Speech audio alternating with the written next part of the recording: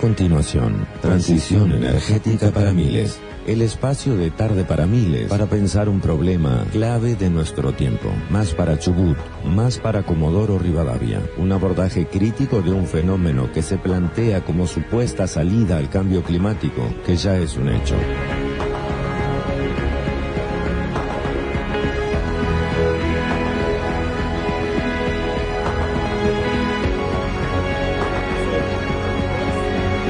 Capítulo 4 de la columna de Transición Energética para Miles. Hoy nos vamos a meter con y vamos a abordar el proyecto llamado de soberanía energética que se presentó, lo tengo acá, el 25 de abril de este año. Tiene la firma del gobernador Arcioni y vamos a hablar con Daniel Enes. Él es asesor financiero. Y tengo entendido que ha colaborado con este proyecto. Daniel, ¿cómo estás acá? Martín, Alba y Guillermo te saludamos. Hola Martín, Alba y Guillermo. Primero quería darle un abrazo grande a la familia de Virginia y a los compañeros que han trabajado con ella durante este tiempo. La verdad que es una pérdida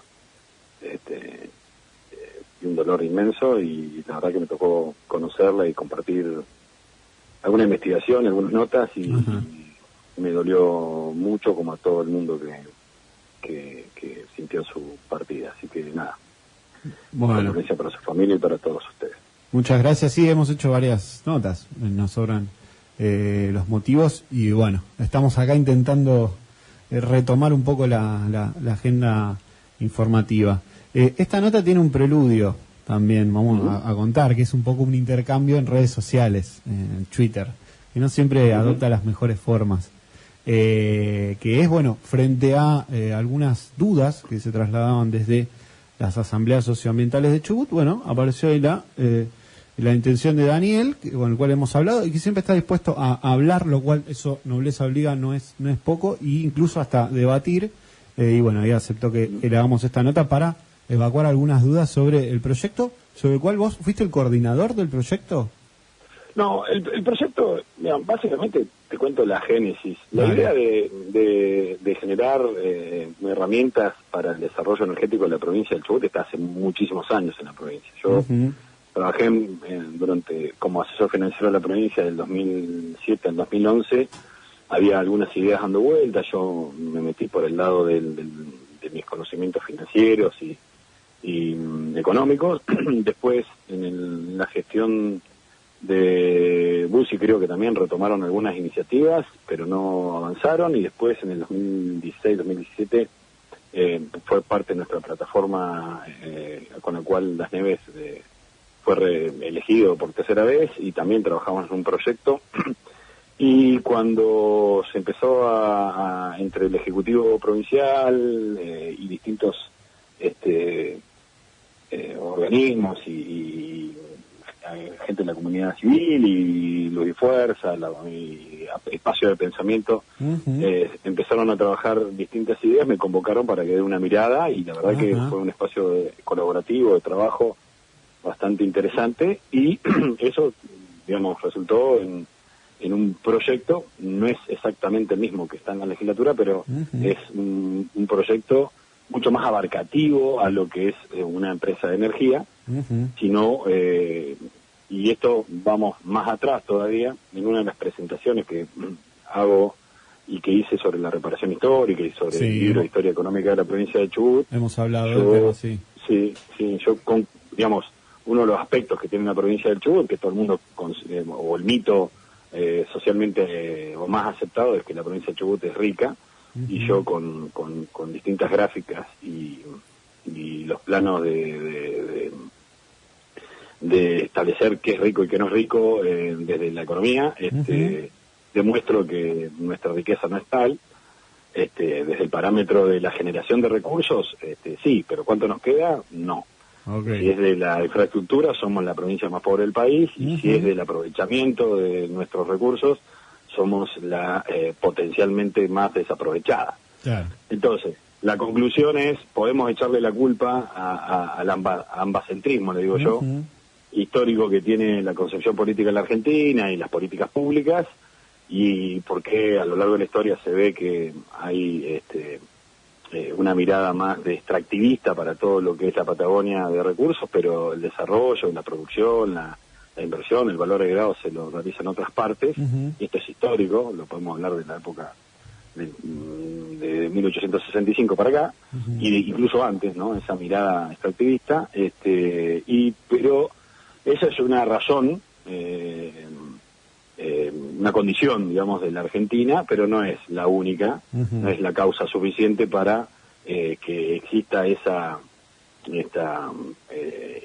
digamos, falta de desarrollo económico y productivo que tiene la Patagonia, sino que también mi conclusión, o por lo menos lo que yo arribo, es que no hubo un diseño de políticas públicas desde la política chubutense, y mi compromiso, desde cuando ejerzo cargo público y cuando soy un ciudadano común, es abordar esos temas y generar esa política. Entonces se pudo desarrollar una herramienta que me parece superadora a todas las que están dando vueltas de distintos trabajos, con una política de soberanía electroenergética, porque, y vamos al diagnóstico, la provincia del Chubut, yo lo escuché a ustedes cuando hablan con Pertinat, y esto da para debatirlo larguísimo, y voy a intentar ser más conciso, digamos. Te digo que tenemos un montón de preguntas que queremos que nos agotes, digamos, sobre justamente los artículos. Quizás deberíamos estar, digamos, varios programas, pero vamos al diagnóstico. La provincia del Chubut genera energía, poca energía, pero es mucha representativa. ¿Por qué? Generamos energía para 2.600.000 personas, 10 veces más energía, en realidad, si le quitamos las empresas electroenergéticas que tenemos, 10 veces más energía de la que consumimos. Pero tenemos el 85% del territorio sin interconexión, y vamos a un dato concreto. El promedio en la Argentina consume 3.000 kWh per cápita, ¿no? Esto es incluido las empresas, todo, pero si lo determinamos por la cantidad de habitantes que tiene la Argentina, son 3.000 kWh. Si vamos al promedio de los países desarrollados, son 9.000 kWh. Estamos, o sea, un 33% del consumo energético tenemos en Argentina. Si vamos a Estados Unidos, que tiene 13.000 kWh distribuido por la cantidad de población. Y si vamos a los países nórdicos, tienen 20.000 kWh. Y después hay otra, eso es el diagnóstico, o sea, la actualidad. Y vamos a los pueblitos del interior, los pueblitos del interior consumen 300 kWh, o sea, son absolutamente indigentes eléctricamente, desde el punto de vista, si tomamos la riqueza como países más desarrollados a menos desarrollados, o sea, consumen muy poco. No están conectados, y todo impulso o política o idea que se haga de interconexión y demás cuestiones, el Estado ejecuta, o sea, puede hacer una obra, qué sé yo, pero después esto se lo tiene que ceder a terceros. Y después hay otra cuestión, vamos al costo de la energía, o sea, el precio de la energía. Hoy la energía en Latinoamérica, la Argentina, a valor residencial, tiene uno de los precios más bajos, $57 por el mega, lo que cobra. A dólares oficial, si lo tomamos al dólar paralelo es mucho más barato. Si vamos a otro país que tenga un precio similar, o todos los otros países, por ejemplo, Uruguay tiene $286 el mega residencial, o sea, es energía bastante económica en comparación a toda la región. Pero si vamos al industrial, vale $101 el mega, estamos en algunos casos por debajo, y en otros casos como sobre Paraguay, por ejemplo. Paraguay, el precio de la energía para la industria es $39 el mega. Bueno, esto es general. Y acá hay dos cuestiones que nos interesan a los patagónicos en particular, en general, y a los chubutenses en particular. La energía, vos podés generar toneladas y toneladas de energía, que el sistema de comercialización en Argentina, la energía va a Camesa, y Camesa te la despacha, ¿no? Y en realidad la energía podés tener el molino al lado de tu casa, o lo que quieras, pero la energía tiene que hacer ese transporte, y tenés un costo de transporte eléctrico de un 32% más que una persona que vive en el AMBA, aunque no generan energía. ¿Me explico? Bueno, eso es algo que habría que evitar y que se estudió para ver la manera, y por eso una de las cuestiones que trata el proyecto de soberanía energética es la creación de un mercado eléctrico mayorista regional. Inicialmente, y esta es mi posición, puede ser para la provincia del Chubut, pero las provincias patagónicas deberían simularlo o deberían adoptarlo. ¿Por qué? Te evitas ese costo de transporte, por lo menos en algunos en los que es despacho interno, residencial y demás. Y le bajaría el costo a cualquier persona o empresa o cooperativa que compre energía. Esa es una cuestión. Y la otra cuestión es, en el sistema eléctrico argentino, vos tenés energía de base. La energía de base es, y lo voy a intentar explicar fácil. Dale, intentemos cerrar la presentación del proyecto, así podemos hacer algunas preguntas porque nos vamos a quedar sin tiempo. Puntualmente no te estoy hablando del proyecto, estoy hablando de los costos intrínsecos que tiene la energía en el país. Ok, que es un poco el espíritu de por qué se presenta el proyecto. Exacto, para evitar esas cuestiones vos tenés una creación de un mercado energético, después tendrías que tener distintos instrumentos de la política energética, pero una de las cuestiones es, la energía hoy se cobra en Argentina por el pico de la demanda. Y el pico de la demanda no está en Chubut, no está en Río Negro, está en Buenos Aires. Y te cobran la energía más cara. No la energía eólica es mucho más barata, la energía hidráulica es mucho más barata, es mucho más caro de una represa, mucho más cara de construir, pero después el producto que genera la energía es barata en sí. Y las centrales que son a combustible son baratas de construir, de implementar, pero son muy caras de entrar a trabajar. Y entonces Buenos Aires sociabiliza a todo el país los costos energéticos. ¿Por qué?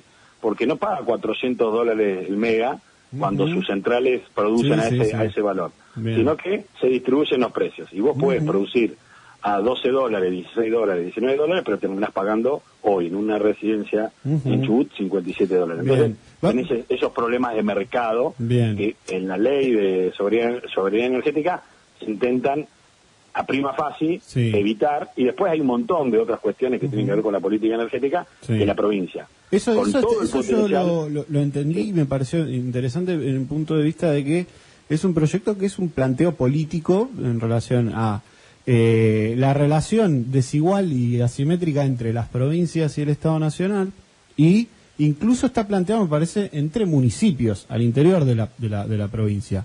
Y creo que eso es lo que busca también modificar o por lo menos cuestionar. Ahora, te voy a una pregunta concreta, y así le damos paso también al resto de los colegas, que es una de las que generó más, digamos, dudas, y esto era lo que teníamos el intercambio en redes sociales, que es, por ejemplo, acá en la exposición de los motivos, incluso en la introducción, habla de que Chubut podría usufructuar el uso de la explotación de sus recursos naturales con potencial energético, hídricos, eólicos, fotovoltaicos, mareomotriz, geotermia y sus vectores energéticos, sus potenciales combinaciones o nuevas fuentes que se desarrollen en el futuro con afectación directa al uso del suelo, mar, recursos naturales, renovables o no.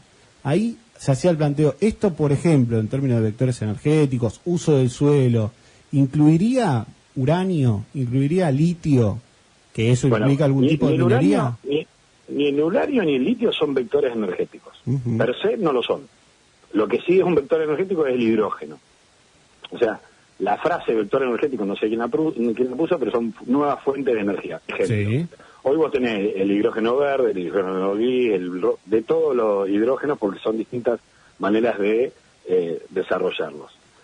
Un vector energético es vos usás la energía eólica para hacer electrólisis y generar hidrógeno. Una de las fuentes del futuro, se estima y demás, hacia donde va el mundo, es una transición energética, como estamos hablando, de ir bajando el consumo de combustibles fósiles hacia este tipo de combustibles como el hidrógeno. Está en una etapa inicial esta cuestión, ¿no? Pero ya hay distintos proyectos más. De hecho, se aprobó o se anunció un proyecto en Sierra Grande con una inversión de $8.000 millones. Un vector energético sería el hidrógeno. Otro vector energético es el agua. El agua almacenada en una represa es un vector energético. ¿Por qué? Porque se guarda la energía que produce, que toma la represa, y se prende la turbina cuando se necesita la energía o cuando llegás al límite que soporta. Eso es un vector energético. ¿Se entiende? Esto nos lo explicó la última columna Ezequiel Cufré, que es un vector energético y estuve usándolo. Ahora yo me refiero a, también aparece esto en el artículo 1, que es recursos naturales, no habla de vector energético, habla de agua, vientos, marea, sol, suelo. No, del suelo no se produce energía, digamos, yo no vengo acá al suelo y prendo. Pero vos tenés, por ejemplo, ¿a qué se refiere con el suelo? Cuando vos instalás un molino eólico, hay una discusión con esto. Ya lo hizo una persona, un radical, de la fecha, y que trabaja, que es cobrarle impuesto al viento. En realidad vos no podés cobrar impuesto al viento, pero porque vos lo que estás haciendo usando el suelo. O sea, el molino tiene que estar en algún lado, no está flotando en el aire. ¿Me explico? Entonces, vamos a las condiciones y vamos, digamos, todo puede ser duda, ¿no? Y estas dudas que vos me transmitís no son dudas en mesas de debate, equipos técnicos, nunca hubo dudas o miradas persecutorias sobre si esto es minería, no es minería, no. Es una política electroenergética y todos los desarrollos que se puedan hacer. Particularmente, un vector energético no es ni el litio ni el uranio, per se no son ningún, o sea, el litio solo es una salmuera, no es ningún vector energético. Para ser un vector energético tiene que ser una batería. El uranio solo no es ningún vector energético, tiene que estar enriquecido y metido adentro de una usina nuclear. Digamos. Lo que termina siendo el vector energético es como el uranio calienta el agua impulsa una turbina y demás cuestiones. O sea, es el proceso. Eso no establece la normativa. Es decir, vos además, esto no plantea que, digamos, se explote como nueva fuente de energía, porque esta es una columna de transición energética, el litio es el tema, que se explote el litio en Chubut, uranio en Chubut, esto no abre la puerta para eso. El litio no genera energía y el uranio per se no genera energía, son minerales, no hay una ley sobre minerales, es una ley sobre soberanía electroenergética, que principalmente quiere proveer energía a los chubutenses y después, y acá te digo algo para mirar. De acá al 2050, los especialistas en temas energéticos te dicen que van a ingresar al consumo eléctrico en el mundo 2.000 millones de personas que van a necesitar energía. Y después el mundo va a tender, es cada vez más electrodependiente. Pero hablemos de una cuestión del potencial. Sí. Por ejemplo, el potencial eólico que tiene la provincia del Chubut está explotado un 2%. Tenemos 22 parques eólicos, somos la provincia más verde del país, más que cualquier otra provincia en producción energética, y está explotado solamente un 2%. Si uno mira el mapa de vientos del mundo, de todo el globo terráqueo, en zonas continentales, solamente Chubut y la Patagonia en particular, y Groenlandia, tienen en el continente el régimen de viento que tenemos nosotros. Y nosotros explotamos solamente el 2%. Tenemos un potencial eólico fenomenal para desarrollarnos, pero también tenemos que tener una mirada que no nos pase como otras actividades que han pasado y que, bueno, la guerra con Ucrania y estos conflictos en Europa han puesto en escena. La energía es una de las, el agua y la energía son dos materiales básicos para la vida y para la vida del futuro más todavía, porque para todo vamos a necesitar energía. Bien. Pasamos el libro entonces que cuando la ley se refiere a vectores energéticos, potenciales combinaciones o nuevas fuentes que se desarrollen en el futuro, no estamos hablando de litio, no estamos hablando de uranio. No es que no estamos hablando, no es un vector energético, es como que vos me digas, y nuevas fuentes, por ejemplo, nuevas fuentes. Hace 20 años atrás la legislación tiene que ser para adelante. Hace 20 años atrás nadie sabía, o quizás muy pocos sabían, que había una industria a través del hidrógeno. Si vos limitás la normativa a solamente lo que existe hoy y con lo que avanza la tecnología y el mundo, puede aparecer mañana, no sé, una tecnología superadora que genere energía, y Chubut posee recursos para desarrollarlo, no sé, no se me ocurre una idea, pero el pestañeo de la golondrina, y nosotros tenemos mucha golondrina, y bueno, se puede producir por esa energía, tiene que estar la ley acorde a lo que existe actualmente y lo que se pueda generar en un futuro. Bien. Daniel Alba Soria te saluda desde acá, ¿cómo estás? Alba, ¿cómo estás? Un gusto. Un gusto. En el artículo 23 se propone la creación de la empresa provincial de energía Chubut Sociedad Anónima. ¿En qué se diferenciaría de la ya existente Petrominera? Petrominera es otro tipo de actividad, esto es electroenergía, es la generación. Vos vas a tener en el desarrollo energético de la provincia la idea que se está trabajando, digamos. De hecho, se licitó la interconexión de Camarones, se está licitando distintas interconexiones y anillos de conexión en la provincia, pero trabajan la parte energética exclusivamente de la energía eléctrica. Es una ley, una soberanía electroenergética. Y Petrominera no es electroenergética. Y vamos a mi mirada particular como consultor financiero. Yo creo que, por ejemplo, YPF nació como una petrolera, ¿okay? Después fue mutando y fue la primera petrolera integrada del mundo en 1922. Hoy tenés YPF Energía, que tiene campos eólicos y solares, ITEC, que es tecnología para el desarrollo del litio y demás cuestiones, YPF Agro, tenés un montón de cuestiones.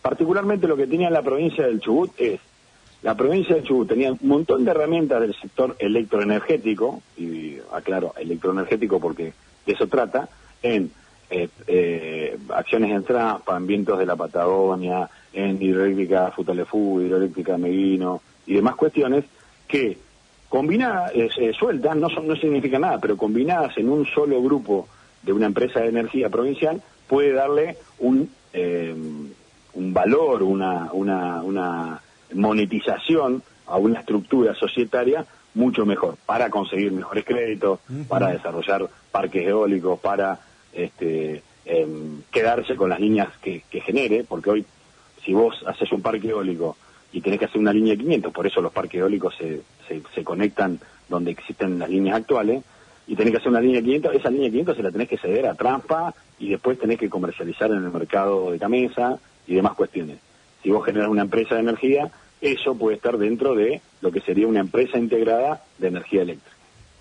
Daniel, ¿cómo te va? Guillermo, de este lado, dos consultas muy breves. ¿Se puede pensar en soberanía energética teniendo los principales recursos en manos de privados? Esa es la primera.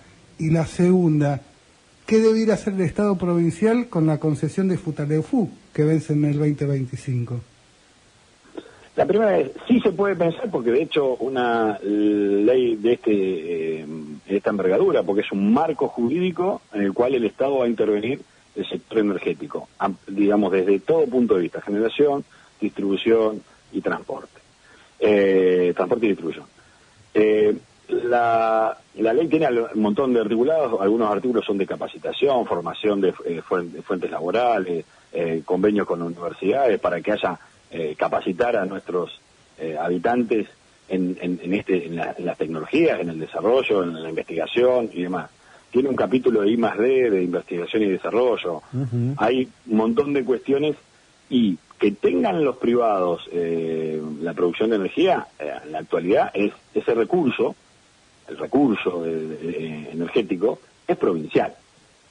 Y tenés dos cuestiones. Uno, en estas concesiones que vencen en el 2025, por ejemplo, Futaleufú, si vos no generas una herramienta que consolide una política energética, un mercado de energía, de una empresa de energía, cuando venza la concesión, y Nación, porque la concesión no es que el Estado Nacional va a nacionalizar Futaleufú, vence, legalmente vence y se lo tiene que volver al Estado Nacional. La provincia del Chubut va a poder levantar la mano y decir, mirá, yo tengo el know-how y el desarrollo, la empresa y todo para operar, administrar y mantener la represa. La tengo. Si no hacemos una normativa que genere este marco jurídico y además las herramientas para hacerlo, Nación puede decir, usted se la paso a Enarsa o prorrogo la concesión o demás cuestiones. Nosotros vamos a poder, y esto vamos al principio, una política pública implica que nosotros, los chubutenses, desarrollemos ideas para hacernos cargo de nuestros recursos, ni más ni menos. Primero, satisfaciendo las necesidades de los chubutenses. Después, aprovechando el potencial y no siendo un actor de reparto en la discusión energética. Hoy, la provincia del Chubut o casi todas las provincias patagónicas, en esto tienen poco voz y voto. Y porque muy pocos lugares desarrollan políticas energéticas porque siempre se recuestan a que vienen de Nación.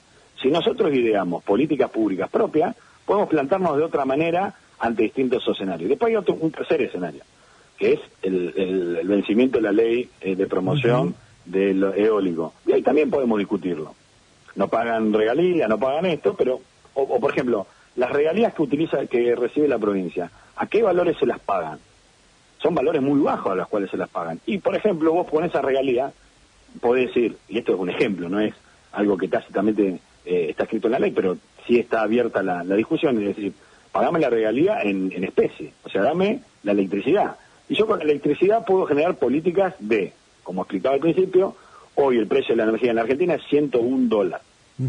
Aluar paga 16, hay petroleras que se autogeneran con recursos provinciales y pagan nada, y la provincia de Chubut puede decir, con esto yo hago una herramienta de promoción industrial para desarrollar otras actividades en la provincia, actividades electrointensivas o actividades productivas, y darle, o por otro lado, a cualquiera de estos 25 pueblos que tiene la provincia del Chubut y que han perdido una enorme cantidad de peso relativo dentro de la demografía provincial. Le voy a decir algo a la gente, que lo digo en la historia económica, es la meseta central, lo que mucha gente dice que es un desierto y demás cuestiones, tenía el 10,5% de los habitantes en el año 1960. Hoy no representan ni el 1,5%. Daniel, o sea, tiene para una pérdida relativa de su peso. Bien. Pero ¿por qué? Y vamos a la cuestión energética. Porque si vos naciste en un pueblito que tiene un motor de combustión y capaz que se te ocurre ser, no sé, una industria metalmecánica porque estás arraigado al pueblo, no lo podés porque no tenés energía. No podés conectar, digamos, no habría manera de que te desarrolles una empresa que necesite una cantidad de energía. No podés poner un frigorífico, un montón de cuestiones no se pueden hacer porque no tenés estas condiciones. Y además, la generación eléctrica en esos pueblitos es ambientalmente cuestionable porque se hace quemando combustibles fósiles. Bien. Daniel, ahí para ir cerrando, vamos media hora. Este es un espacio que tenemos cierta laxitud. Te traslado, porque algunas de las preguntas, surgió de la lectura nuestra del proyecto. Se presentaron, esto lo comentábamos al principio del programa, algunos proyectos de declaración en algunos consejos deliberantes, una de Entreleu, y en la legislatura también, que dice, se declara la oposición al proyecto de ley 19/23, que lo presenta la UACH, que son las asambleas de la provincia. Te comento algunas cosas para ver tu respuesta. Acá dice que no brinda claridad sobre quiénes y en qué forma ejercerán el control de la soberanía sobre los bienes comunes, referenciados como recursos naturales, a partir de los cuales se plantea generar, transportar o distribuir energía. ¿Quiénes y en qué forma definirán la decisión de explotarnos o no? ¿Qué márgenes de consumo próximos se prevén? ¿Para qué actividades y a cargo de quiénes o de qué entidades? Y por último, ¿cómo se evaluarán las prioridades entre los usuarios, pobladores y comunidades de la provincia, colectivos diversos, entidades de educación, salud, empresas nacionales, empresas de capitales extranjeros, etcétera? Y al final pone una duda sobre si se puede mantener el porcentaje mayoritario de las acciones de la empresa, que serían de un 51%, creo, de tipo A, si a la vez la ley da la posibilidad de que esa estructura cambie y no sea mayoritaria por parte del Estado. Que son un montón de preguntas y cuestiones, algunas las hemos abordado, pero sintéticamente apelamos a tu poder de síntesis, que es lo más difícil en la vida. Por eso, rápidamente te digo, todo lo que dijiste al principio de la Autoridad de Aplicación del Estado Provincial, el que desarrolla el plan electroenergético provincial es el Estado Provincial, tiene una autoridad de aplicación, tiene que haber una reglamentación de la ley, hay un montón de cuestiones que pueden ser satisfechas en esta cuestión. Por lo otro que vos decís del mantenimiento de la posición mayoritaria del Estado, por ejemplo, hoy el Banco del Chubut es una política pública. Debiera serlo, desde el Chubut, sí. Sí, el Banco Chubut, o sea, está en todos los pueblos, brinda servicios financieros donde ningún banco llega, tiene un banco móvil. Bueno, vos para deshacerte más o menos, Chubut, más o menos. Trabaja más en la zona del valle que en otros puntos de la provincia, pero bueno. No lo intenta. Y está en lugares donde no está ningún banco de los que tenés en Comodoro, ni Ratil, digamos. Entonces, es una política pública. Hoy, para desprenderte del Banco Chubut, necesitas mayoría simple. O sea, 16 diputados te levantan la mano y podés desprenderte del Banco del Chubut. ¿Por qué el Estado provincial no se desprende del Banco del Chubut? Porque es una política pública. Bien. Bueno, en el caso de la ley de soberanía energética, vos al legislador no podés decir, porque pueden cambiar las condiciones, un montón de cuestiones, pero vos necesitas una mayoría agravada para desprenderte de la política de la empresa o del mercado energético, ¿no? Mayoría grabada es 2/3 de la legislatura que tiene que estar de acuerdo. Hoy por mayoría simple te puedes prender el Banco del Chubut, puedes hacer un montón de cuestiones. Entonces, para el legislador, yo no soy especialista en términos legales, más de hecho mucha gente muy especializada en la materia y que me excede su sapiencia, debe haber pensado, bueno, para que sea una política pública y haya cualquier modificación a esta estructura, tiene que ser una mayoría agravada. Y por otro lado, en cualquier desarrollo de envergaduras potenciales. Ahora, pero la pregunta es si no está explicitado que se permite la recategorización de las acciones en el articulado. Es decir, esto que vos decís que es mayoritario. Bueno, esa es una duda que tenés vos. Dice el 51% se deberá permanecer en manos del Estado. Lo dice 2 veces. Y por otro lado, se constituye ya en la norma que es una SAPEM. Una SAPEM es una sociedad anónima con participación estatal mayoritaria. Daniel, vamos a otra cuestión. Yo soy el más grande de la mesa y me acuerdo de la acción de oro que en algún momento tenía el Estado argentino sobre las empresas privatizadas y sabés lo que pasó después, ¿no? Con esa acción pero el 51%, cuando se privatizó YPF, por mayoría simple se hizo la privatización y después cuando se volvieron a vender, otra vez se hizo por mayoría simple y cuando se vendió la acción de oro, se hizo por mayoría simple. Okay. Entonces, mayoría simple es, vos tenés la mitad de los... Sí, la mitad más uno. Más uno vota. Bueno, acá es por mayoría agravada. Vos me decís, ¿querés prohibirlo? ¿Qué sé yo? Prohibir tácitamente que nunca, en ningún momento, en ningún lugar. Será algo de que lo evalúe el legislador. O sea, yo no creo el derecho prohibitivo. Yo creo que tiene que haber herramientas que generen. El día de mañana, por ejemplo, se hace otro desarrollo, qué sé yo, y vos quieras desprenderte de algo porque es mucho más conveniente para desarrollar otra cuestión y juntás 2/3 y demás cuestiones y es aceptado, porque hoy a cualquier legislador puede decir, che, vamos a vender el Banco del Chubut y los salen a matar los pueblos del interior.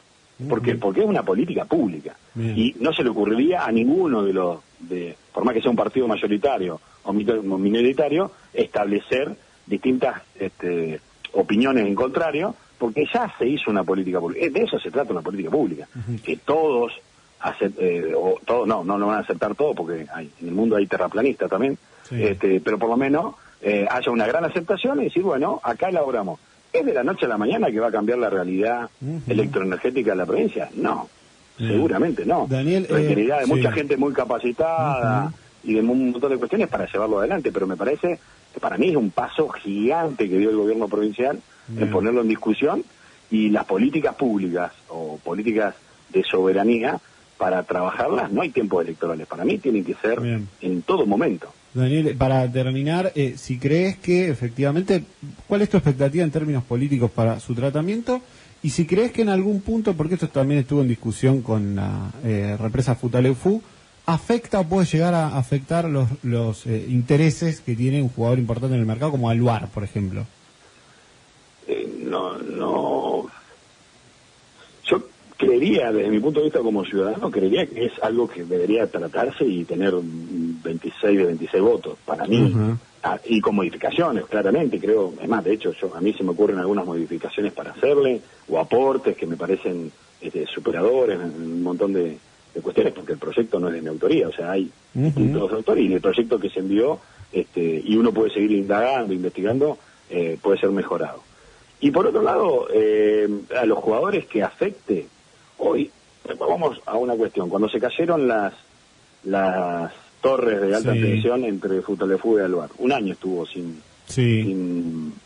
¿quién pagó las torres? Nación. El levantamiento de las torres. Nación. Bien. ¿Y pasó algo? No, Aluar se quedó produciendo. Sí, quedó clarísimo que no necesita esa energía. Y eso lo tenemos todos claro, todo lo que analizamos en el sector energético, yo desde el punto de vista de la demanda, de los costos, de toda esta cuestión, hoy, no necesita esa energía para producir, pero hace negocio con esa energía. Sí, pero no es una ley para Aluar o contra Aluar, es una ley para los chubutenses. Bien. A mí, la verdad, y tampoco es para una empresa o para otro lugar, o sea, tampoco son los proyectos que estaban dando vuelta antes de otras ideas de empresa de energía para hacerse cargo. Yo creo que es digamos, es pensar chubutenses en cómo integrarnos, la totalidad de la provincia, integrar todas las comunidades de la provincia, y cómo los chubutenses podemos aprovechar, usufructuar y potenciar el desarrollo de nuestros recursos naturales, como lo es la energía.